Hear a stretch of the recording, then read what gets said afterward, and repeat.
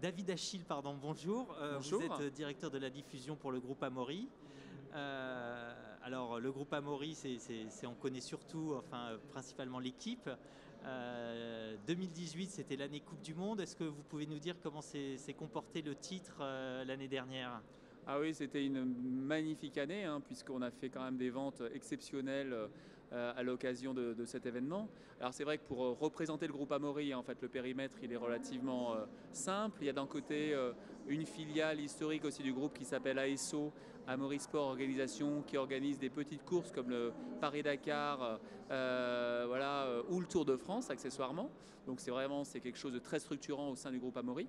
Et puis il y a évidemment le groupe L'équipe et au sein de ce groupe donc il y a l'équipe France Foot et Vélo Magazine, nos trois titres, donc une périodicité quotidienne, hebdomadaire et mensuelle. Et c'est vrai que l'année 2018 a été vraiment l'année de l'équipe. On a une diffusion qui a progressé de plus de 6%, atteignant les 250 000 exemplaires, et on a réussi à vendre, mais grâce à l'ensemble des 22 000 diffuseurs qui nous vendent nos exemplaires tous les jours, 1 million d'exemplaires le 16 juillet, c'est une vente record. C'est le troisième record, hein, je crois. C'est le troisième record. Ouais. Et ce qui est dingue, c'est que le dernier, c'était en 2000, hein, donc c'était quand même il y a bien longtemps. Et que on a fait cet exercice au début, c'était difficile de savoir combien on allait mettre d'exemplaires et combien on pouvait vendre. Et ce qui montre qu'il y a encore une appétence pour le print et vraiment de vrais leviers pour gagner et gagner plus si on met les exemplaires qu'il faut.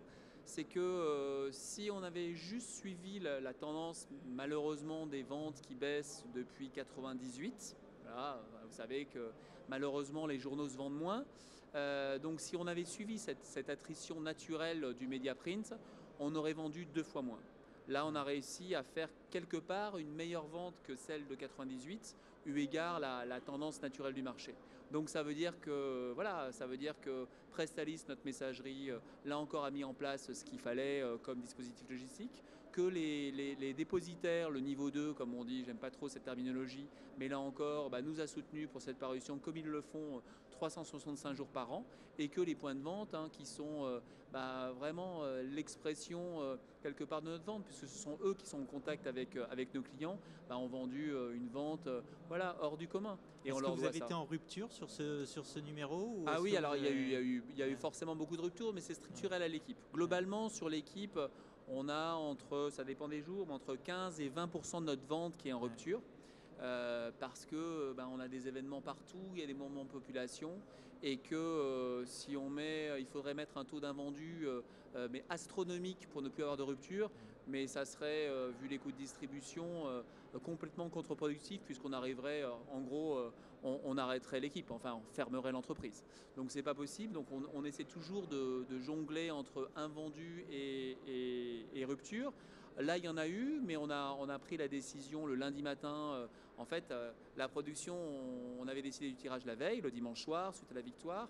On a arrêté notre production à Paris. Les dernières tournées sont parties à 5h, 5h15, donc il fallait qu'on livre les exemplaires.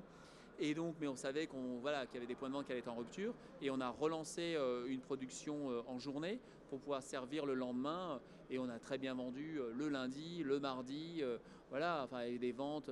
Moi, j'ai le repère d'un kiosque sur Paris, en plein cœur de Paris, qui vend en général entre 8 et 10 exemplaires d'équipe, qui en a vendu plus de 430. Ouais. Donc c'est des belles histoires, et ça montre bien que quelque part, quand le produit est là et quand les quantités sont là, derrière on peut faire des chiffres d'affaires.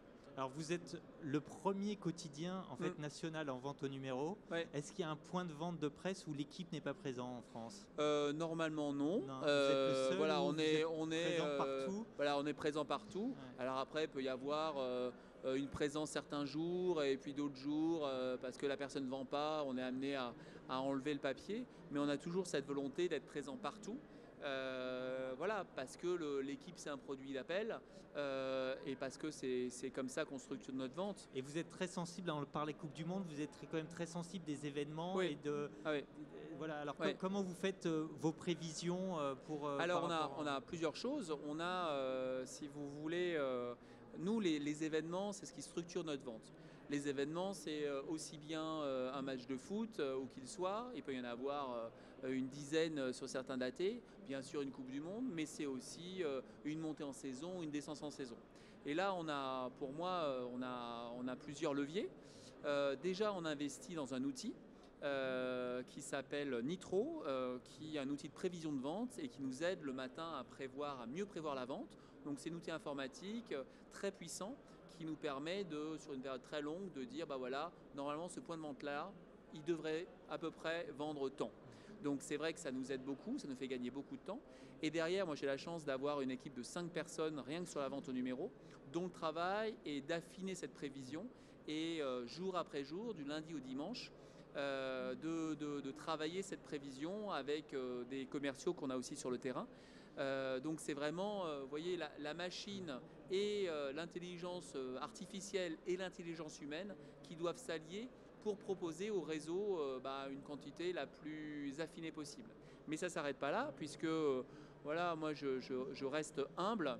J'ai travaillé beaucoup en province, en région, avec des diffuseurs, puisque j'ai travaillé dans pas mal de régions de France, et je reste convaincu que qui connaît mieux la réalité que les gens qui sont sur le terrain. Alors comment se passe ce dialogue et comment on peut l'améliorer? Je crois qu'il y a des outils qui se mettent en place. Alors il y a déjà le dialogue aujourd'hui, il se passe via les dépositaires, qui sont nos premiers partenaires du quotidien, qui tous les jours nous disent, bah voilà, tu nous as proposé 7 sur ce point de vente-là, c'est une création, il faut que tu mettes 10, etc.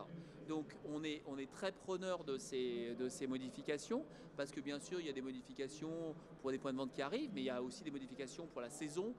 Voilà, c'est très très difficile de Paris de dire, alors à l'île de Ré, sur le week-end de mai, il faut tant. Ben voilà, nous on a tendance à lisser, et même si on est outillé avec un outil de prévision et avec des experts prévisionnistes, voilà, enfin, on reste humble. Donc pour l'instant, le dialogue passe par les dépôts qui nous remontent tous les jours des propositions sur des milliers de points de vente. Donc là encore, quand j'entends dire que le niveau 2, ce sont que des acteurs logistiques, je ne suis pas d'accord. Pour moi, ce sont des partenaires commerciaux du quotidien qui nous remontent, là encore, leur vision de la réalité et la façon dont se passent les ventes sur le terrain. Donc ça, c'est l'outil actuel. C'est vrai que demain, on va avoir un outil qui va changer quelque peu, puisque tout le monde, dépositaire et éditeur, seront équipés d'un outil qui s'appellera SP3+, qui a été développé par la direction des systèmes d'information de Prestalis, avec son patron notamment Jérôme Costel. Et donc ces équipes ont développé quelque chose qu'on a voulu, avec les éditeurs, de beaucoup plus ouvert. Donc l'idée, elle est simple, elle est que l'éditeur va proposer ou pas des quantités, et en tout cas, les dépositaires ou les diffuseurs pourront intervenir pour demander, moi je veux 5, je veux 15, etc. Avec un commentaire notamment pour le diffuseur. Donc moi je trouve ça a du sens, parce que demain un diffuseur, il a une équipe de foot qui est dans son village ou dans sa ville, il lui faut 50 exemplaires. S'il met 50 et met de commandes spéciales, je ne sais pas quoi, pourquoi nous on lui refuserait ces 50? Et qu'est-ce qui nous ferait dire qu'on est à une équipe de foot dans telle ville et qui nécessiterait 50 exemplaires? Quand on regarde ses stats, on ne peut pas le savoir. Donc voilà, donc je pense que c'est vers ça qu'il faut aller. Et nous, de toute façon, voilà, je vous dis, on n'est pas parfait, on n'a pas du tout cette prétention-là.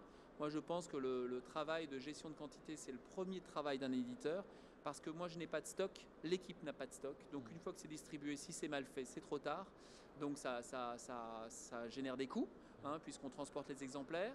Ça fait des coûts de distribution plus importants, donc j'en ai aucun intérêt. Moi, ce que je veux, c'est mettre juste la quantité au bon endroit. Donc c'est pour ça qu'on s'est équipé en interne, mais on a besoin en face de partenaires au niveau dépôt et au niveau diffuseur, voilà, qui viennent nous challenger et nous dire que là, on n'a pas tort, mais là, on n'a pas vu forcément toute la réalité. Et c'est vrai que c'est très important. Donc vous tiendrez compte des retours, ouais. du dialogue. Mais on le fait déjà aujourd'hui, surtout les dépositaires qui nous remontent des quantités, alors à moins des fois il y a des erreurs, mais c'est rien.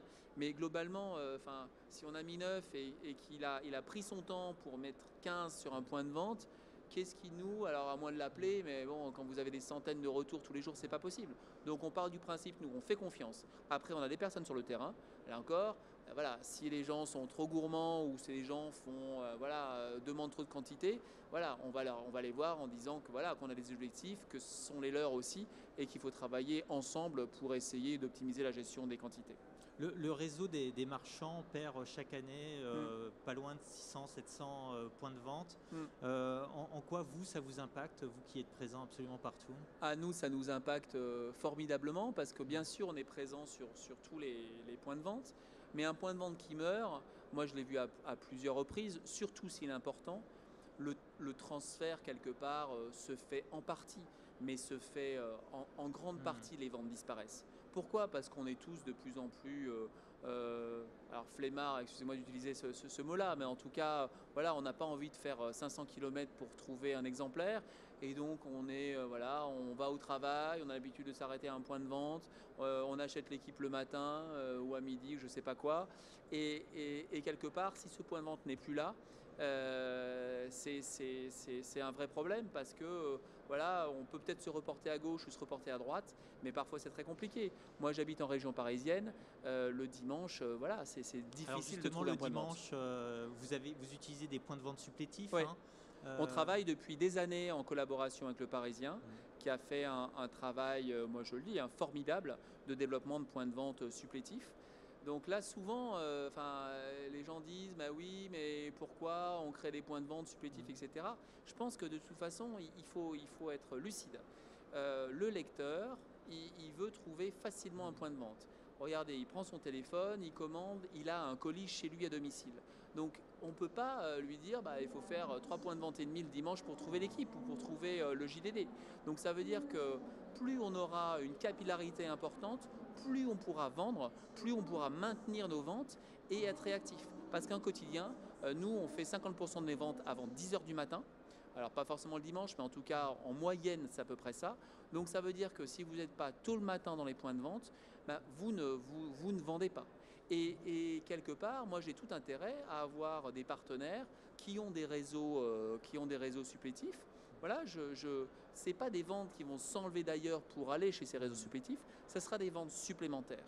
Donc les milliers d'exemplaires que je vends en semaine et encore plus le dimanche, c'est des ventes que je ne ferai pas et je remercie notamment nos anciens cousins du Parisien pour l'organisation qu'ils ont mise en place. Mais je voudrais... Et ça fidélise aussi l'acheteur. Ah bah oui, ça fidélise l'acheteur. Parce que quelque part, là encore, on est dans un métier en attrition, avec des ventes qui baissent. Voilà, après c'est toujours la même chose. Les gens cherchent la facilité. Regardez la simplicité d'une commande Internet aujourd'hui. Il faut qu'on reste dans quelque chose de simple. Donc la personne ne doit pas se dire où est-ce que je vais aujourd'hui acheter mon exemplaire d'équipe ou de Figaro ou de n'importe quel titre. Il faut que ce soit quelque chose de simple. Donc c'est quelque part, plus il y aura de commerce on va dans une boulangerie, on trouve le Parisien et l'équipe, ou on va dans une boulangerie et on trouve la Provence et l'équipe, plus ça sera possible. Forcément, plus on continuera à garder ce lien qui est primordial avec l'acheteur et à sauvegarder nos ventes et à continuer à exister.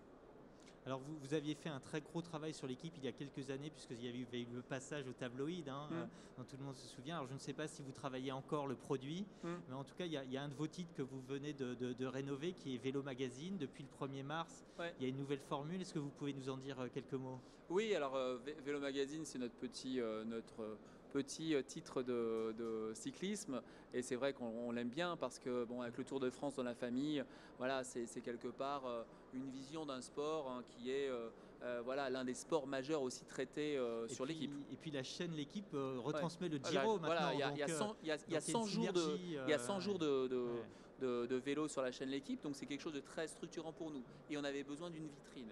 Et évidemment, pour les amateurs de compétition de cyclisme et pour les amateurs de vélo, Vélo Magazine, voilà, c'est le leader de la famille Magazine. C'est la diffusion la plus importante de cette famille-là aussi. Donc de la vente au numéro, des abonnés. Et c'est vrai que son ancienne formule avait quelques années. On avait travaillé sur l'équipe, sur le format tabloïd qui a été la révolution. Et on voulait apporter quelque part une nouvelle image et montrer qu'un mensuel qui avait un peu vieilli pouvait avoir quelque chose, pouvait être traité d'une autre manière. Donc là, avec une couverture plus efficace, avec un chemin de fer là aussi plus lisible, avec une place plus importante aux photos.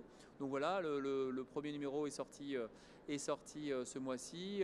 Alors on n'a pas encore les dernières ventes, mais on suit grâce aux outils développés par Prestalis les ventes au fil de l'eau. Et on a des ventes qui augmentent de plus de 50%. Donc on espère bien que, voilà, fort de succès, ça va continuer à se répercuter sur les numéros suivants. Que le numéro spécial Tour de France, là aussi fera de belles ventes. Et là aussi, je compte sur le réseau. Là encore, quand vous regardez la famille... Vous avez doublé votre présence sur le réseau, hein, c'est ça, non? On a étendu notre assiette de distribution. On l'a augmenté de 50%. On fait 50% de plus de ventes. Mais là aussi, comme à la mode l'équipe, on fait très attention aux invendus et qu'on essaie de ne pas noyer le réseau avec des exemplaires. Voilà, moi je demande à tous les marchands de ne pas oublier que voilà, c'est un produit qui vaut cher, que c'est un produit qui se vend. Et que dans la famille cyclisme qui est où les compétiteurs sont nombreux, voilà, c'est le produit qui va structurer leur vente et leur chiffre d'affaires. Donc voilà, donc c'est vrai que c'est la nouveauté de l'année et j'espère qu'il aura le même succès dans la durée que l'équipe parce que quelque part, depuis qu'on a lancé la formule tabloïd en 2015, on a fait 4 années de diffusion positive et le produit, quand vous l'avez en main, qui a été développé par Jérôme Casadieu, notre directeur de la rédaction, je trouve que c'est une nouvelle formule qui tient en fait. Vous voyez, des fois, il y a de nouvelles formules, il y a une parution, 2 parutions pendant 3 mois, et puis après, on revient aux anciens repères. Là, en fait, comme tout a été cassé, c'est vrai qu'on arrive à un nouveau produit et qui, 4 ans et demi après, arrive encore à produire quelque chose de qualité, traitant de tous les sports et qui a fait son record de vente il y a quelques mois. Le groupe Amaury aussi sait soutenir ses titres en promotion, enfin eux en publicité, avec des campagnes de publicité très remarquées en tout cas. Est-ce que ça a un impact certain sur les ventes? Est-ce que c'est une stratégie que vous allez poursuivre? C'est toujours très difficile parce que c'est vrai que certaines campagnes coûtent cher. Alors je pense qu'il faut voir, il y a campagne institutionnelle sur les marques, ça c'est une chose et je pense que c'est bien d'en faire. Après nous on essaie de faire des choses en magasin en tout cas qui ont du sens par 2 biais, soit des mises en avant à la caisse de certains diffuseurs, ça je trouve ça très bien, physique, hein, c'est-à-dire que Vélo Magazine va être mis en avant par le diffuseur dans un présentoir ou en devant de gorge. Et ça, là, c'est sûr que c'est des choses qui malheureusement coûtent cher, mais qui sont très rentables au niveau des ventes. Et on voit vraiment des ventes qui se développent de manière importante. Et puis l'autre moyen qu'on a, parce qu'avec l'équipe, on a un souci, c'est que l'équipe boucle très tard après les matchs de foot.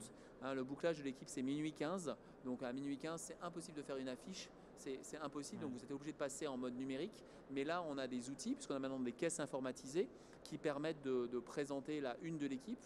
Et là, c'est sûr que quelque part, le matin, vous avez la une de l'équipe, ou la une de France Football, ou la une de vélo. Là, vous êtes en train de faire, vous avez pris des cigarettes, des bonbons et le Figaro. Voilà. Quoi de mieux qu'un petit écran et avec une animation pour vous dire ah oui, il y a l'équipe ou il y a VO Magazine, c'est nouveau, je vais le prendre, ça fait longtemps que je ne l'ai pas lu. Voilà. Et on essaie de, là encore, soutenir nos ventes par ces moyens promotionnels. On n'a pas des budgets qui sont malheureusement extensibles, mais en tout cas, en ciblant bien les choses, on essaie de les utiliser au mieux. Les ventes couplées aussi, ça marche bien? Oui.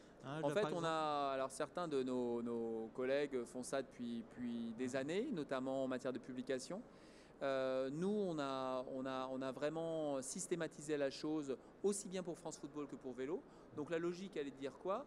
Elle est de dire que le samedi, qui suit la parution de nos mensuels ou de notre mensuel ou de notre hebdomadaire, on fait une offre. Vous avez soit d'un côté l'équipe plus l'équipe magazine, et de l'autre, vous avez l'équipe plus l'équipe magazine, plus par exemple Vélo Magazine. Et donc là, l'intérêt, c'est 2 choses. C'est que bien sûr, la valeur faciale de l'ensemble est très intéressante pour le diffuseur et pour toute la filière. Et de l'autre, le lecteur, il a 3 produits moins chers que les 3 produits séparés. Et c'est vrai que maintenant, on en fait quasiment 1 à 2 par mois. Et je pense que ça a du sens parce qu'on va, grâce à l'équipe, sur des terrains où nos magazines ne peuvent pas aller parce qu'ils ne sont pas présents systématiquement. Donc on va au contact de nouveaux lecteurs, de nouveaux acheteurs, voilà, qui peuvent revenir soit pour une offre couplée et qui sait peut-être revenir plus régulièrement pour nos magazines tout au long de l'année. Donc on a cette politique-là de croissance du chiffre d'affaires. Et l'autre axe qu'on a beaucoup développé avec Éric Maton, notre éditeur, c'est un développement de hors-série. Ouais. Voilà, donc où là, on a toute une équipe dirigée notamment par Laurence Gauthier qui, en fonction de l'actualité, voilà, est capable en quelques jours, quelques semaines quand c'est plus long, pour des événements prévus de longue date, voilà, de sortir quelque chose, un produit unique qui recompile certains articles ou avec des productions supplémentaires en plus, avec une mise en page différente, voilà, et ça vient se mettre à côté de l'équipe. Voilà, et certaines fois, vous avez des acheteurs qui achètent l'équipe plus sur série, et donc forcément, c'est intéressant pour nous, éditeurs, mais aussi pour tous les acteurs du réseau et bien sûr les diffuseurs. Alors, on est sur le salon des marchands pour 2019. Qu'est-ce que vous leur préparez? Est-ce qu'il y a des nouveautés qu'on peut annoncer? On a bien sûr Vélo Magazine dont on attend beaucoup au niveau des ventes avec le Tour de France, ça c'est sûr. Donc on va voir cette hausse de vente et on l'espère le suivre. On travaille sur l'équipe, ça sera bien sûr une année qui sera moins bonne que sur 2018. Là, pour ne rien vous cacher sur 2018, on va changer de système d'information avec Prestalis. Donc voilà, on va être concentré sur ça. Moi, quelque part, mon point d'entrée initial, il est simple. C'est qu'on peut faire tout ce qu'on veut avec un point de vente.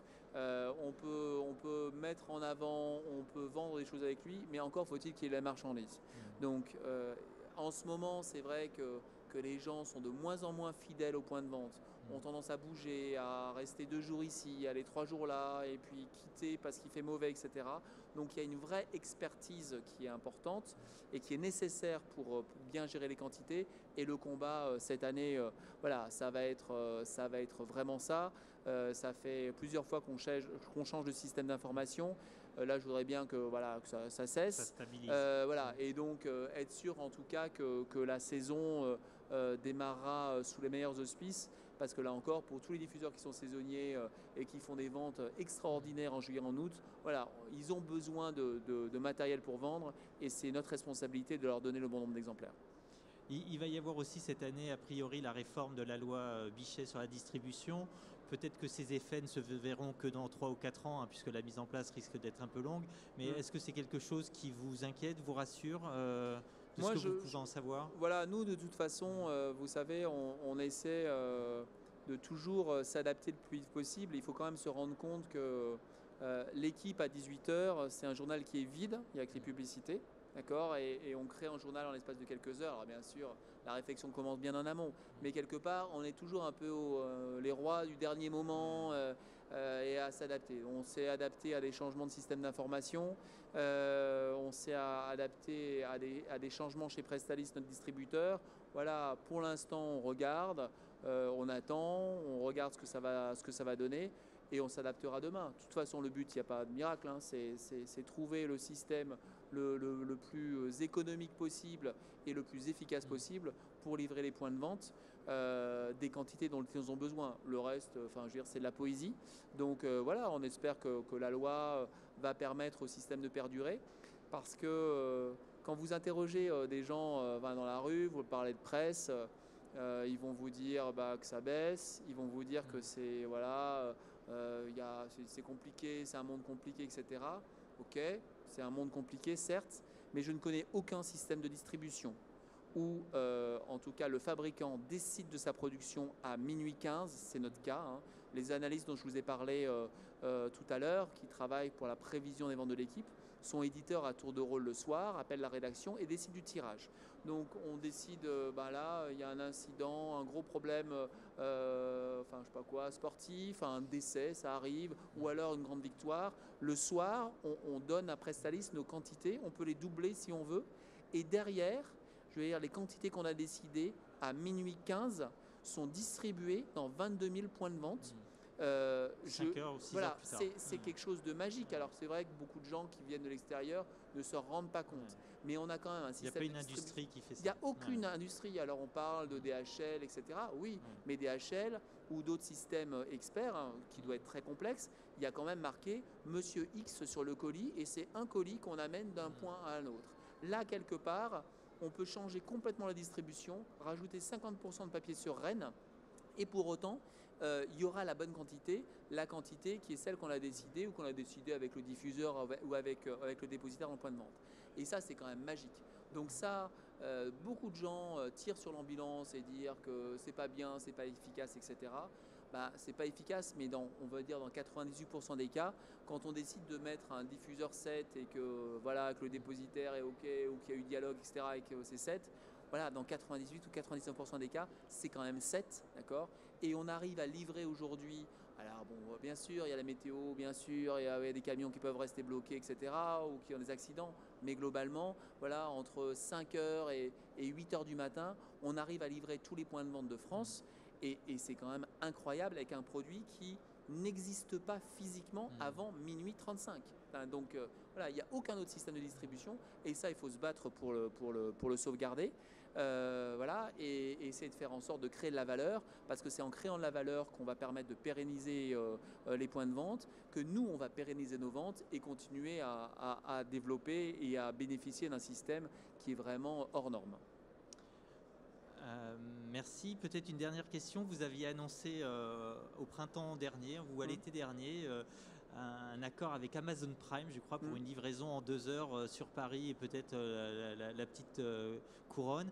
Quel bilan vous en avez tiré? Ça avait fait beaucoup parler, parfois inquiété. Mais vous savez, nous, l'équipe et le groupe Amaury, on est assez atypique. Nous, on teste plutôt que parler, on préfère tester. D'accord. Donc Amazon, voilà, c'est quand même un mythe dans la livraison au quotidien. On a travaillé avec eux pour essayer de voir comment on pouvait distribuer le journal, vraiment le journal physique. Alors je ne vous cache pas, c'est sûr que voilà, notre réseau privilégié, notre réseau voilà, principal, ça reste la vente au numéro et ça sera toujours la vente au numéro. Voilà. Maintenant, voilà, il y a des personnes qui ne vont plus en kiosque. Il y a des personnes qui ne vont plus chez leur marchand de journaux. Il fait moche, on est dimanche, on est parisien, parce que ça se cantonne sur Paris. Voilà, vous faites vos courses et puis vous rajoutez l'équipe. Qu'est-ce que ça change?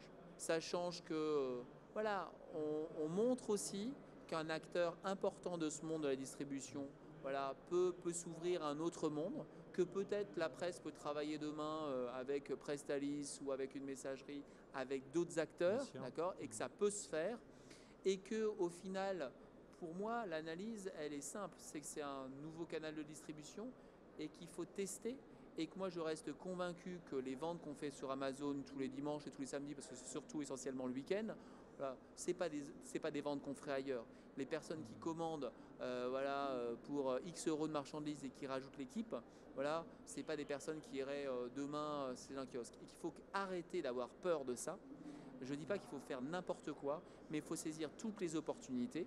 D'accord. Donc ça veut dire que demain, peut-être que le périmètre de distribution sera différent, mais il faut avancer, d'accord, et pas rester sur les anciens systèmes. Quand on reste sur les anciens systèmes et sur les anciennes organisations, on va dans le mur et dans un environnement avec des ventes en baisse, on ne peut pas se le permettre. Donc nous, notre première priorité, c'est évidemment défendre le réseau. Si on met autant de personnes quelque part et d'experts pour prévoir les ventes, c'est prévoir les ventes des diffuseurs. Voilà, nous on n'a quasiment pas d'abonnés. Voilà, et c'est ça qui compte.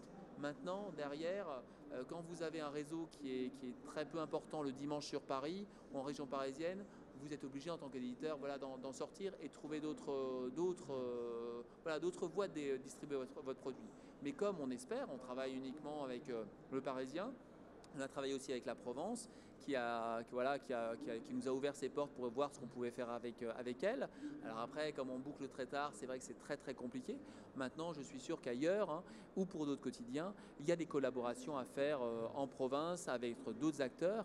Et je pense que là aussi, tout le monde doit se prendre en main, en charge et se dire, voilà, qu'est-ce qu'on peut faire pour essayer de livrer avec un camion peut-être et pas 3 le même point de vente. Voilà, et pour faire en sorte que le point de vente soit livré le plus tôt possible et dans les meilleures conditions possibles. Parce qu'au final, c'est les diffuseurs de presse qui font notre chiffre d'affaires. C'est les diffuseurs de presse qui nous permettent de faire les ventes.